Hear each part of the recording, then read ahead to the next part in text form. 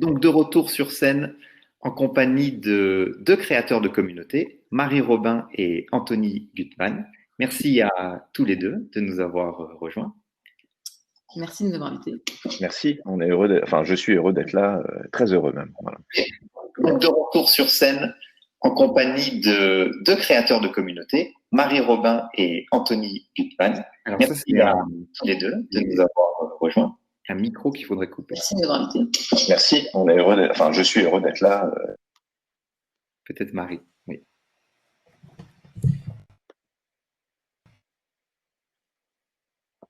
C'est bon? Voilà, c'est bon. OK. Alors Marie, tu es consultante en stratégie social media et cofondatrice du collectif Loukoum. À ce titre, réunir des personnes qui partagent les mêmes centres d'intérêt et ceux qui t'animent. Anthony, toi, tu es cofondateur du Remix Coworking, une communauté d'entrepreneurs et de créatifs. Et à ce titre, bâtir des relations de bienveillance, de solidarité et d'exigence est ce qui t'anime quotidiennement. Notre but ensemble maintenant, si vous le voulez bien, est de comprendre si promesse il y a, à quelle vision réfléchie une communauté aujourd'hui peut répondre. Une communauté aujourd'hui, ça peut vouloir dire plusieurs choses. Une expérience sociale, des relations entre individus, une complicité qui est ancrée dans l'action. J'ai donc une première question pour vous. Selon vous, quels sont les critères de réussite d'une communauté ou d'un collectif et comment êtes-vous satisfait de votre action, vous, en tant que créateur de communauté? Marie, peut-être si tu veux t'exprimer en premier.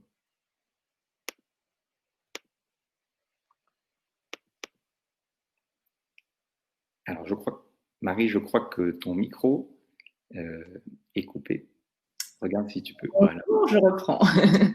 Donc, oui, il y a deux critères de réussite quand on en est indépendant. Forcément, quand on se lance, c'est réussite à titre personnel, donc humaine, et professionnelle, donc business.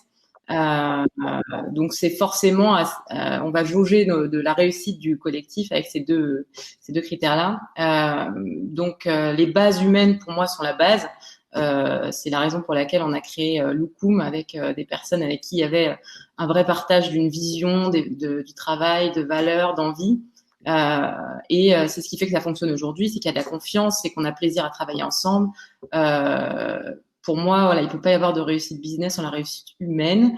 Donc, ce serait le fait que les gens se déclarent en déclaratif qu'ils sont heureux de travailler avec Loukoum.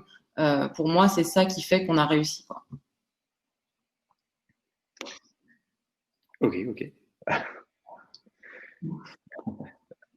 Quant à moi, alors moi je pense qu'il y a vraiment autant de communautés que de créateurs de communautés et que de membres de communautés. Donc ce que je vais vous dire, c'est le fruit d'une vision et d'une expérience qui est propre au Remix. Bon, c'est quoi une communauté? C'est un groupe de personnes qui partagent des expériences, qui partagent des émotions, qui partagent aussi des opportunités, qui partagent du savoir. Voilà. Nous, c'est un peu ça notre vision d'une communauté qui partage des bons moments aussi. C'est pas du tout anodin. D'ailleurs, notre tagline, comme tu dis, Nico, c'est le bon vieux temps, c'est maintenant. Même dans des périodes un peu complexes, il y a toujours matière à faire des choses, à se fabriquer des beaux souvenirs, à faire des choses qui vont nous enthousiasmer, qui vont nous plaire et qui nous font évoluer. Donc, du coup, une communauté, ça repose sur pas mal d'aspects, parce que tu parlais du succès d'une communauté, de la réussite d'une communauté. Nous, on va au Remix considérer qu'une communauté réussit si elle est animée par un sens, si tu veux, s'il y a une cohérence. Et cette cohérence, elle va reposer sur le sens. C'est-à-dire, il faut que la sauce prenne, quoi. Il faut que tu sentes quand tu arrives qu'il se passe quelque chose, que les gens se connaissent, qu'ils se reconnaissent aussi. La nuance n'est pas subtile, elle est importante. Il faut qu'il y ait un partage de valeurs aussi. Tu vois, nous, au Remix, on a des valeurs qui sont très importantes pour nous. La bienveillance, le décloisonnement, l'authenticité, toutes ces choses-là, l'engagement, toutes ces choses-là sont capitales pour nous. Et c'est vrai qu'on a une sélection au Remix parce que pour qu'une communauté réussisse, il faut qu'il y ait aussi un alignement de tous les gens qui participent à la vie de la communauté. Donc, c'est vrai que si on a des gens qui viennent et qui nous disent « moi, je veux juste un bureau », on sait tout de suite que Ce sera pas un critère de réussite de la communauté. Voilà. Et donc, il y a aussi la partie émotionnelle, bien sûr. Ça, j'en ai parlé tout à l'heure. C'est le plaisir d'être ensemble. C'est partager tous ces bons moments. Donc, ça se fait au travers d'événements qu'on va créer, qui vont être sur mesure. Chaque communauté va créer des typologies d'événements qui vont lui convenir, qui vont lui apporter des choses, tu vois, en termes d'inspiration. On a fait connaissance tout à l'heure avec Marie et nous, on a fait le constat que plus la communauté est décloisonnée, en tout cas au remix, c'est-à-dire plus les gens sont différents les uns des autres, plus on a des choses à s'apporter. Et parfois, ça va être une plasticienne qui va inspirer un patron de start-up. Et parfois, ça va être l'inverse. Et c'est ce mélange-là que nous, on adore, qui nous fait vibrer et qui, pour nous, est un critère de réussite. Voilà. Et pour la satisfaction de notre action, c'est work in progress. On a plutôt tendance à toujours se demander ce qu'on fait pas bien et qu'on pourrait faire mieux. Donc, la satisfaction, c'est pas à moi qu'il faut demander, c'est plutôt aux membres ou à l'équipe. Mais moi, je vais toujours dire, non, mais il y a tel truc qui va pas du tout. Il faut le refaire. Il fera mieux la prochaine fois. Voilà. Marie, il me semble que, pour rebondir un peu sur ce que disait Anthony, que tu me dis si je me trompe, mais que chez Lukum, vous aimez aussi être sélectif. Tu me diras si c'est le bon mot, mais du moins vous entourez des meilleurs dans les métiers qui on va dire, représentent Lukum. Est-ce que je me trompe en disant ça? Je pense que c'est important pour vous, non? C'est un des critères, effectivement, de travailler avec des personnes qui sont expertes et qui sont très fortes dans ce qu'elles font, mais ça ne suffit pas pour nous. Ça ne fait pas tout. On n'a pas vocation à intégrer toutes les personnes qui sont très douées dans ce qu'elles font sur les réseaux sociaux, parce que nous, c'est notre positionnement. On intègre des freelances qui sont spécialistes des réseaux sociaux avec différents métiers. Non, avant tout, c'est est-ce que comme disait Anthony, est-ce que la sauce peut prendre lorsqu'on travaille avec ces personnes et on n'intègre que des personnes avec qui on a déjà travaillé, eu plaisir à le faire et donc au-delà d'avoir un résultat qui est satisfaisant pour le client, est-ce que toute la partie où on a travaillé ensemble, elle nous a fait plaisir et est-ce qu'on a envie de le refaire, quoi. Ok, très bien. Bon, ben justement, mettons-nous dans ce cas dans la peau d'un membre d'une communauté ou d'un collectif. Si tu as des promesses formulées qu'il répond en fait en poussant la porte au sens figuré ou au sens propre d'une communauté. Donc, en faire partie, qu'est-ce que ça apporte? Et est-ce que vous pourriez nous apporter, par exemple, un exemple précis de promesses que vous formulez et que vous tenez, s'il vous plaît? Vas-y, Marie? Ok. Écoute, moi j'ai été éduqué de la manière suivante, une promesse doit être tenue. Mais j'ai aussi fait du marketing, donc j'ai vu beaucoup de promesses qui n'étaient que de la cosmétique, et c'est pas mon truc. Si on dit qu'on est une communauté, alors on a un devoir les uns vis-à-vis des autres. C'est-à-dire que par exemple, si quelqu'un a un souci dans la communauté, il faut qu'une autre personne puisse être sollicitée soit directement, soit par l'entremise de quelqu'un de l'équipe pour aller aider à résoudre le problème en connectant des gens au sein de cette même communauté. On a, comment dire, on n'a pas le luxe de pouvoir prétendre qu'on est une communauté aujourd'hui, dans un moment où les gens ont besoin de se serrer les coudes et de ne pas se donner les moyens de l'être. Alors, nous, notre façon de faire les choses au Remix, c'est d'abord qu'on a développé une méthode avec Anan, mon associé, Anan El Jamali, qui n'est malheureusement pas parmi nous aujourd'hui, mais qui a une bonne raison pour ça, c'est qu'elle a un petit bébé qui s'appelle Margot, que j'embrasse, peu importe, digression. On a développé une méthode parce que pour nous, si tu veux, la création de liens, qui est l'essence même de la communauté, doit prendre corps non seulement dans le temps, mais dans l'espace. Parce que tu peux avoir un miracle, c'est-à-dire tu peux avoir un lieu dans lequel tu as 20 personnes, ça marche du tonnerre, mais tu peux pas le reproduire ailleurs. Nous, notre ambition, c'est pas de multiplier le nombre d'ouvertures, c'est pas d'avoir 150 000 espaces dans le monde, mais c'est de faire bien ce qu'on fait. Et là, aujourd'hui, on a 4 espaces, bientôt 5, et on veut que dans chaque espace, chaque personne soit heureuse d'être là pour les bonnes raisons. Donc, pour répondre très rapidement à la question, on a dans l'équipe un métier qu'on a inventé qui s'appelle le métier de super connecteur, que tu connais bien, Nico. Et Marion et Yolanda, qui sont nos super connectrices aujourd'hui, ont pour objectif de s'assurer du bien-être des gens, de comprendre ce qu'ils font. Donc, elle les voit en entretien individuel régulièrement. Elle voit dans quel état d'esprit ils sont, de quoi ils ont besoin, et elle va petit à petit faire les connexions entre les bons membres au bon moment. Elles vont aussi créer beaucoup d'événements qui vont contribuer à répondre à des questions, soit de fond, soit du moment. Là, en ce moment, évidemment, on fait plein de rendez-vous pour parler de la situation actuelle, de comment est-ce qu'on s'en sort de ce confinement, enfin de ces confinements.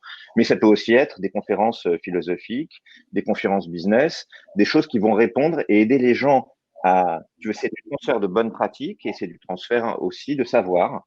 Et c'est de la connexion en permanence. Et c'est cette manière-là, c'est cette méthode-là qui nous permet, voilà, de tenir nos promesses, Nico. Merci. Merci, Anto. Marie? Concernant Loukoum, puisque c'est mon sujet, la promesse qu'on fait à nos membres, la première promesse qu'on tient, c'est qu'ils rejoignent une équipe.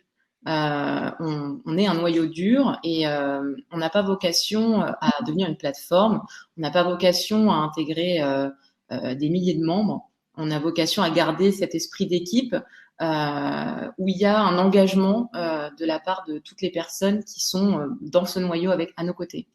Donc, c'est des promesses qu'on se fait un peu les uns aux autres. C'est qu'on est là pour toi, pour te conseiller, pour faire des échanges de compétences, pour tenir une conversation, se recommander un coiffeur. Enfin, ça peut aller très loin, un peu comme au bureau, mais sauf que là, ça va être dématérialisé parce que nous, ça se passe sur Slack pour ceux qui ne sont pas dans les mêmes coworking. Après, il y a, au-delà de l'humain, on promet de la visibilité dans le sens où quand on est freelance, on a parfois des difficultés à parler de soi, de ce qu'on fait. Avec Loukoum, on vient mettre en avant des talents et placer ces talents auprès de nos clients parce qu'on a mis en commun nos réseaux et que ça fonctionne. Voilà, il y a plein de personnes qui se lancent en indépendant et qui sont très fortes dans ce qu'ils font, mais qui savent pas forcément en parler ou à qui il manque un réseau pour travailler autant qu'ils le voudraient. Donc, c'est là que notre promesse à nous, c'est nos membres, ils sont prioritaires par rapport aux missions qu'on reçoit, lorsque ça fait sens, évidemment. Et puis, on travaille une image pour notre collectif qui rejaillit un peu sur tout le monde. Et l'objectif, c'est que tout le monde soit fier d'en parler, tout le monde soit fier d'être membre ou tout le monde ait envie de devenir membre. Et nous, derrière, on a un réseau, au-delà du noyau, on a un réseau de freelance avec qui on a super envie de travailler. Mais on n'intègre que des personnes avec qui on a déjà travaillé parce que comme ça, on sait vraiment à qui on a affaire et on garde cette notion de qualité voilà, qui est un peu la raison pour laquelle on attire les bons clients et qu'on peut tenir cette promesse à nos membres. Ok, super. J'ai vu que tu avais retenu 2-3 petites paroles de Seth Godin. C'est très bien. Ça m'a beaucoup marqué. Ok. Alors, bon, l'intitulé de notre conversation, c'est les communautés servent-elles vraiment à quelque chose aujourd'hui? Et on a mis entre guillemets vraiment parce que aujourd'hui, on a l'impression que le mot communauté est un petit peu servi à toutes les sauces. Et alors, vous nous le direz s'il est galvaudé ou pas, ou du moins s'ils sont sans sétiole, ce père. Mais on pourrait presque croire aujourd'hui que c'est un peu de novlangue pour cacher une superficialité en fait d'une vision collective. Sur ce point-là, en fait, quel est votre avis? Comment aujourd'hui on emploie et on perçoit véritablement le mot communauté ou le mot collectif? Je peux commencer? Je vous en prie. N'importe quel groupe de personnes sur le papier peut être décrit comme une communauté. Mais dans les faits, est-ce que ça va en être une? Pas forcément. Il n'y a pas de garantie que parce qu'on met des personnes ensemble dans une pièce, la sauce va prendre. C'est ce que dit Anthony, j'arrête pas de reprendre ton expression. Donc plutôt on peut dire est-ce que la magie va opérer? Donc on peut avoir des points communs, on peut avoir des envies communes, mais il faut, je pense, pour qu'une communauté fonctionne, il faut des forces motrices, il faut des personnes qui sont des super connecteurs au remix ou bien qui sont des cofondatrices très impliquées comme Louise, Leila et Samantha à mes côtés chez Loukoum, des personnes qui vont qui vont aider les membres à s'intégrer, qui vont parler autour d'elles de ce qu'on fait, qui vont initier des partenariats. Voilà. J'ai perdu un peu la question.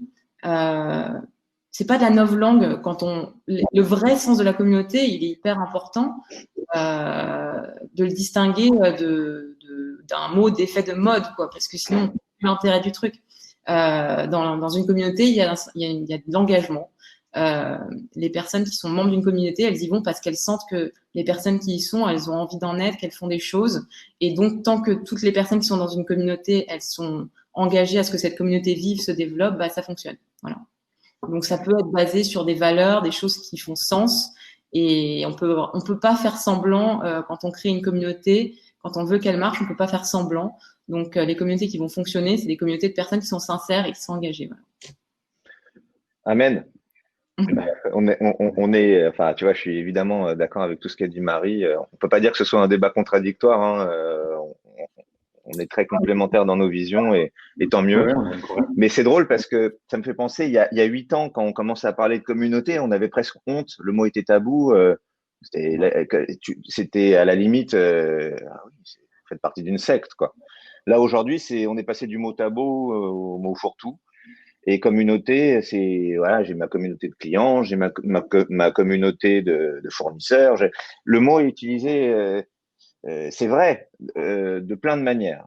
Il reste que, bon, bah voilà, les mots ont leur vie et ils recouvrent une réalité. Et cette réalité, en tout cas pour nous, elle est effectivement basée sur l'engagement. Elle est que quand quelqu'un cherche une communauté, il doit trouver un collectif, il doit trouver, comme dit Marie, de l'engagement, il doit faire des rencontres, il doit trouver des opportunités, il doit trouver de l'aide et il doit pouvoir évoluer. C'est vraiment le fil rouge de la journée, ce mot d'évolution. Les gens doivent évoluer, mais ça veut dire évoluer sur plusieurs terrains, évoluer professionnellement, bien sûr, acquérir de nouvelles compétences, acquérir de nouveaux outils, mais aussi intérieurement, il y a cette espèce de verticale intérieure qu'on doit travailler, on doit s'améliorer, on doit devenir meilleur dans ce qu'on fait, on doit comprendre qui on est. Ça a été prononcé dès le début de l'événement et c'est tellement vrai. Nous, on a vu des gens au remix changer 2, 3, 4 fois de vie, littéralement, de vie professionnelle, mais donc de vie un peu personnelle parfois aussi. Et la communauté doit apporter tout ça. Donc oui, le mot est utilisé de plein de manières différentes. Et je pense que tout ça va décanter un peu et que chacun trouvera la communauté qui lui convient, tu vois, dans le temps, tranquillement, à tête reposée. Ok, parfait. Merci. Alors, je poursuis. Si vous aviez un ou plusieurs conseils aujourd'hui à donner à tout freelance ou entrepreneur indépendant qui souhaiterait trouver sa communauté, qu'est-ce que vous leur diriez? Bah, d'aller sur Google, évidemment. Tu tapes communauté et voilà, quoi, c'est réglé. Non, Marie, peut-être tu voulais prendre la parole, comme c'est moi qui l'ai accaparé là juste avant. Allez, on fait un ping-pong. Allez. Du coup, pour trouver sa communauté, bah déjà à la base, c'est important de savoir ce qu'on cherche. Donc de prendre le temps de se poser. Vous êtes lancé, vous êtes indépendant. Sachez un peu qu'est-ce qui est important pour vous, qui vous êtes, là où vous avez envie d'aller, avec qui vous avez envie de travailler, quels clients vous font rêver, quelles industries.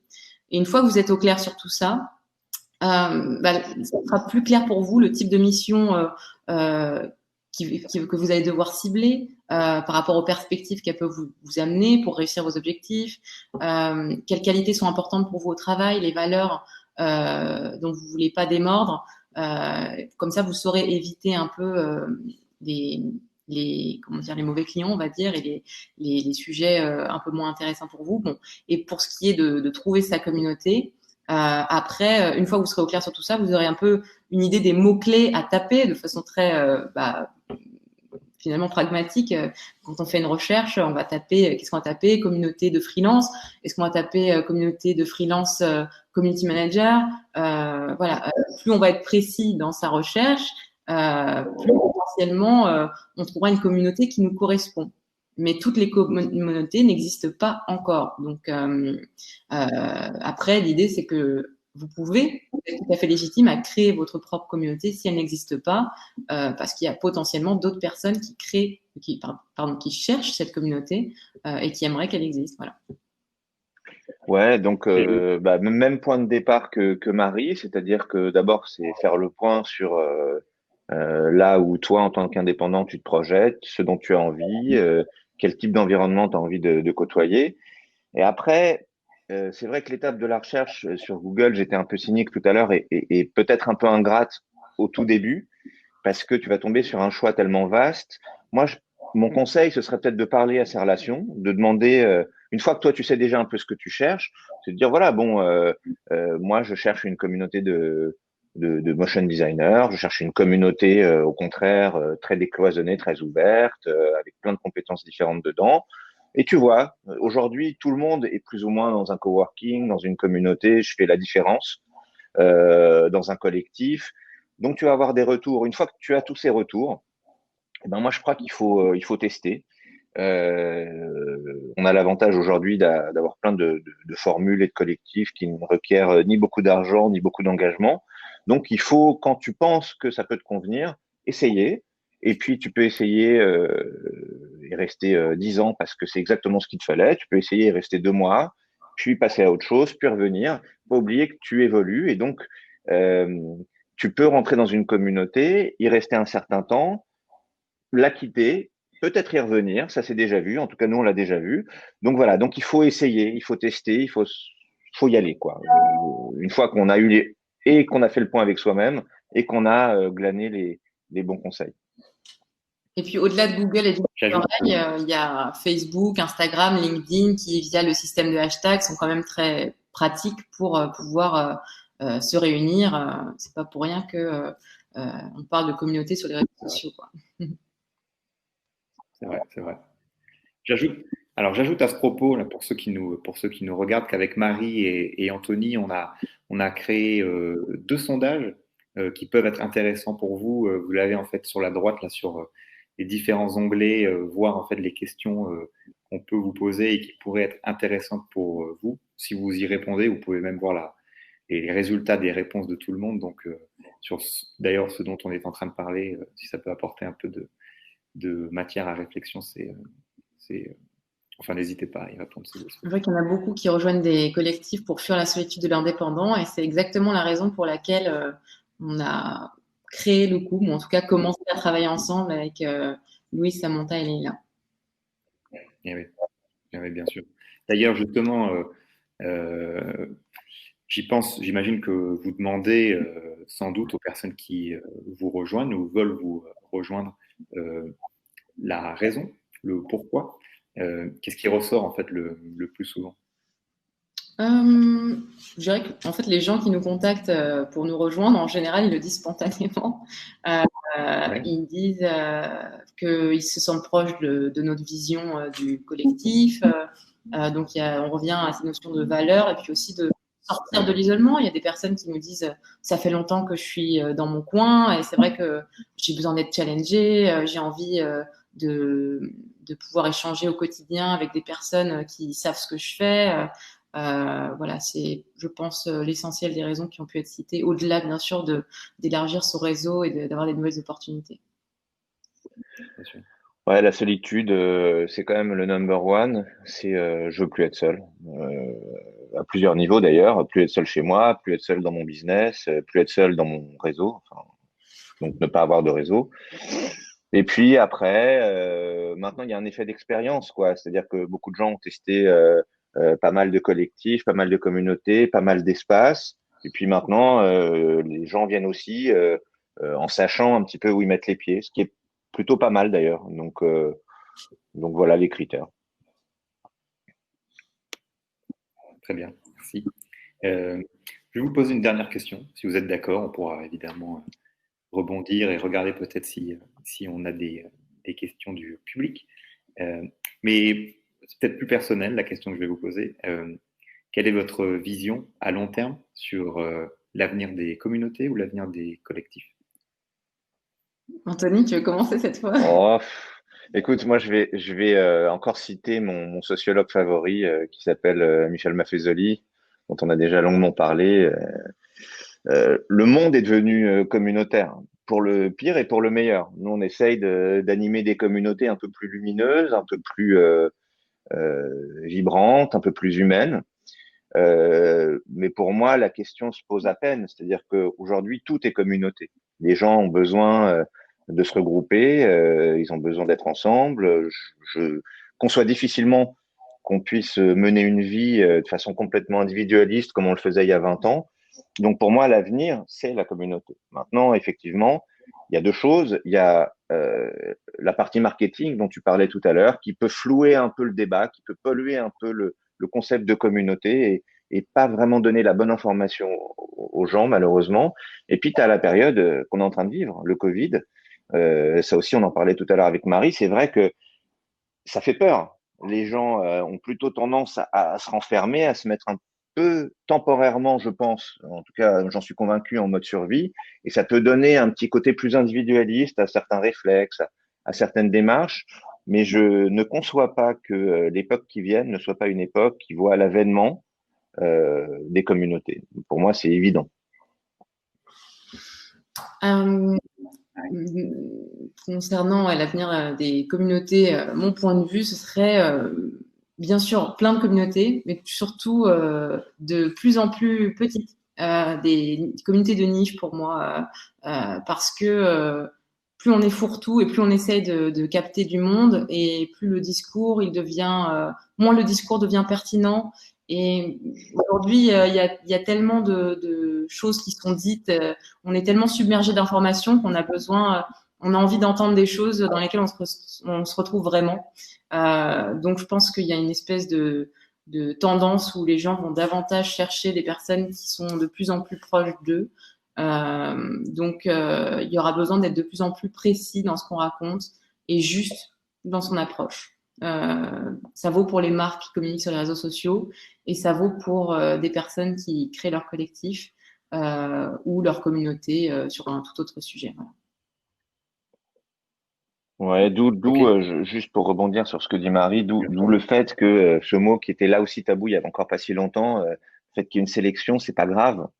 L'idée, c'est pas de dire non à des gens, c'est de leur dire, voilà, je pense que ce collectif, cette communauté, tu vas t'y sentir bien pour telle et telle raison. C'est plutôt pour éviter les erreurs de casting et aider les gens qu'autre chose. D'ailleurs, nous, quand on dit non à des gens, systématiquement, on les envoie vers des copains dont on pense qu'ils sont plus adaptés. On fait pas on n'a pas envie que les gens, on n'a pas envie de laisser d'abord une impression négative ou quoi. Donc, et je crois effectivement aux communautés qui soient à taille humaine aussi. D'abord, il y a même un autre sociologue qui s'appelle Dunbar, je crois, qui a expliqué qu'on pouvait pas retenir plus de 150 visages. Exact. Donc, être dans une communauté où il y a 2000 personnes, bah, c'est pas vraiment une communauté. C'est alors autre chose et c'est très bien aussi, mais c'est plus d'une communauté dont on parle. Et puis voilà. Ok, très bien. Merci. Euh, il est temps, je crois, de terminer notre conversation. On pourra répondre, si vous voulez, à d'éventuelles questions sur le chat, par exemple.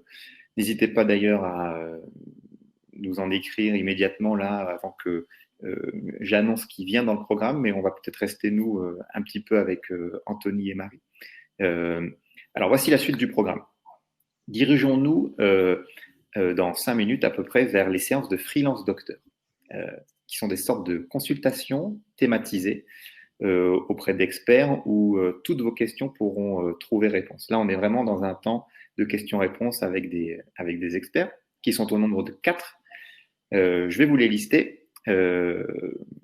On a la publicité Facebook avec Joseph Degnaud. On a Rester résilient avec Thomas Boussoutil. On a la meilleure forme juridique pour votre activité avec Laurent Laforgue. Et enfin, le référencement naturel ou le SEO, pour ceux qui savent, avec Sébastien Camus. Marie-Anthony, merci beaucoup. On peut rester pour d'éventuelles questions, si vous voulez. Je vais regarder un petit peu dans le chat ce qui apparaît. Bien sûr, si vous avez des choses que vous souhaitez aborder, qu'on n'a pas forcément bien approfondies, n'hésitez pas. Hein. J'essaie de rester attentif un petit peu à ce qui se dit sur le chat. Et puis, bon, si si on a été très clair et qu'il n'y a pas de questions, on pourra. Je voulais que Pauline du collectif Cosme mentionnait le local. Clairement, j'en parlais, Nicolas, quand tu m'as Salut, Pauline. parlé.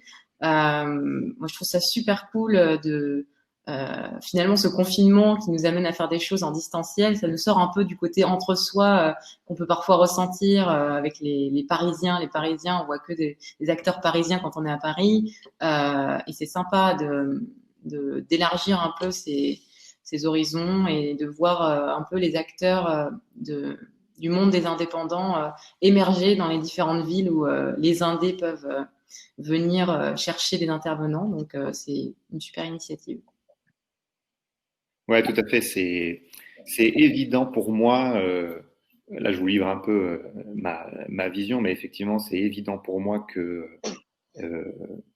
le local est hyper fort, que c'est à partir du local qu'on peut créer un sentiment d'appartenance, un sentiment de communauté ou de groupe. Et donc, voilà, c'est vrai qu'avec ce contexte, on est amené à faire des conférences en ligne. On insiste toujours sur le côté local, bien sûr, mais quelqu'un de Tombouctou pourrait se connecter aux Indés à Paris et créer un monde totalement nouveau. Et effectivement, c'est super cool. Juste pour vous dire, au début du mois d'octobre, on a fait les Indés à Nice. Et bon, les 2 tiers des personnes, évidemment, venaient de Nice et de sa région, mais l'autre tiers venait d'autres régions françaises. Et c'était très riche dans les échanges. Donc, voilà, c'est intéressant. Et l'outil est très cool, d'ailleurs. On a vraiment toutes les fonctionnalités d'un vrai événement ou presque, à part le bar. Ouais, voilà. Il manque un truc. Hein. Ok, bon, je pense que je ne sais pas s'il y a d'autres remarques ou d'autres questions qui arrivent.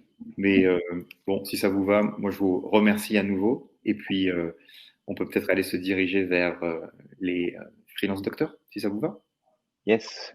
Ok. Alors, Marie, Anthony, merci beaucoup. Merci. Et Merci beaucoup. à plus tard. Salut.